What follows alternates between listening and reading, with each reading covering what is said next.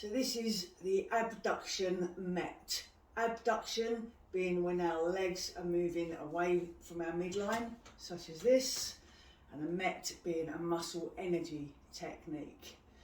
So this is a seated version of the exercise. So we want to be on a chair that puts your hips at roughly 90 degrees. So in other words, your knees are roughly level with your hips, and we can then put our feet or our ankle underneath the hip. So you can see as I sit on this, my legs are a little bit short, so my heels are just actually slightly up off the floor. So if you're like me, or you maybe got shorter legs than me, or you find it uncomfortable, you may want to put a little step. So if you're at home and you haven't got a step like me, you might just put a book underneath, or something small but solid, so not a cushion, something small but solid that you can put your feet on. So this actually raises my legs up a little bit high now, but it's better than being too low. It's a bit more comfortable. So I'm still more or less on a 90-degree angle here. Okay, so ankles go underneath the knee. We want the knees hip width apart. And then from here, the action is abduction, which is moving the knees or the legs away from our midline. So it's this movement here. We're going to resist that with the hands. So for most of the METs that we do, we're looking at doing them at 20% of our maximal effort and for 20 seconds. So if we think about 20% of maximal effort, so if we think of what 100% would be, so if I push my legs into my hands with 100% effort, I'd be something like that. So if I did half of that effort, that would then be 50%, wouldn't it? And if I halved it again, that would be 25%, and we want a little bit under that, so we're just easing off.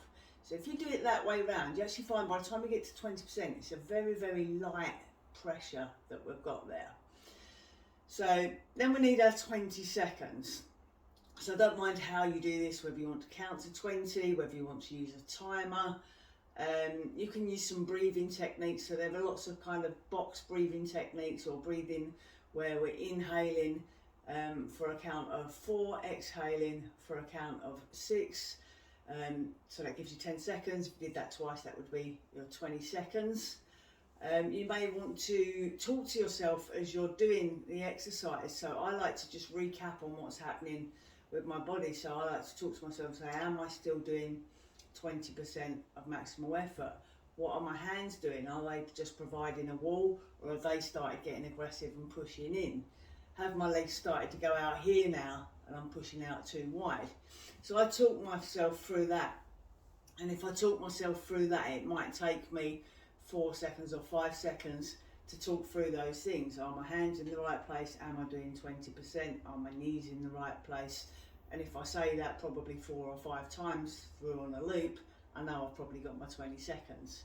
So let's have a little look at what it looks like. Our hands are here. We've got a 20% push, and we're just going to do that for 20 seconds. So talking to ourselves all the time. Am I still giving 20%? Am I not being too aggressive with the hands? Remember, the hands should just be like a brick wall, so they shouldn't be pushing into the knees. They're just providing something to push against. So I'm probably roughly up my 20 seconds now. I want a little shake out, let the muscles relax, and then I go in for another 20 seconds. And we're going to do this 4 times. So again, just checking in, have I got my 20% maximal effort? Are my hands okay? They're not being aggressive on the push. And again, we're probably about there, and we shake out. Come back in for number 3, check what the feet are doing. Have I got toes pointing forwards? Have I got my knees over my ankles? Am I sitting up nice and straight? Make sure I'm not leaning forward or pushing in with my body. So almost there on our 20 seconds. And relax out. Coming in for the last one now, number 4. So we're doing this exercise 4 times, 4 lots of 20 seconds. And I'm usually prescribing this as to be done 3 to 4 times a day. So definitely when you get up in the morning, when you go to bed, at lunchtime, and you can get another one in, even better. So this is an easy one to do because we spend a lot of our day sitting down anyway.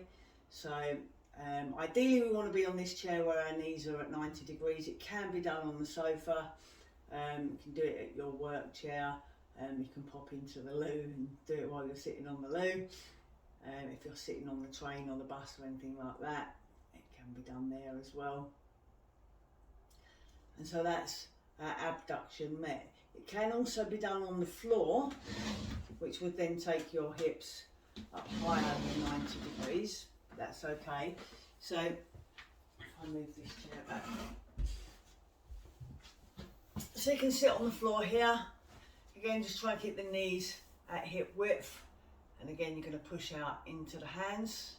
You may need to lean up against the wall or lean up against the sofa just to give your back support, and we can go there. So the objective is that push outwards, and it's working the hip abductors, which are down the side of the leg here and into the bum here. They're the muscles that are responsible for that action. And we're just switching them off, putting them into a very low grade state of tension, and then we relax it off. So that's the Abduction MET, muscle energy technique.